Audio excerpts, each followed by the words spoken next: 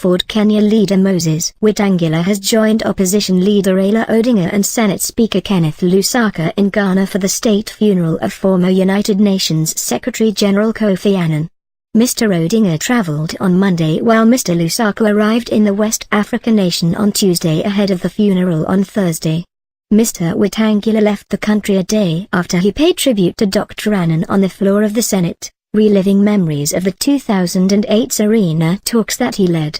"I wish, and I believe I speak for the Serena team and millions of Kenyans, to urge this House to record our respect and appreciation to this gallant son of Africa.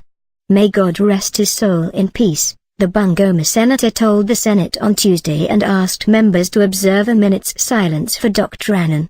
Wetang'ula served as Kenya's foreign affairs minister during the Serena talks. Dr. Annan, who died on August 18, is remembered fondly by many Kenyans because of his patient deliberations for peace following the disputed 2007 presidential election that led to the death of 133 Kenyans, and the displacement of 650,000 others. The former UN head led the Serena talks, named after the Nairobi hotel where the mediation took place. Former Tanzanian President Benjamin Mkapa and former South African First Lady Graca Machel.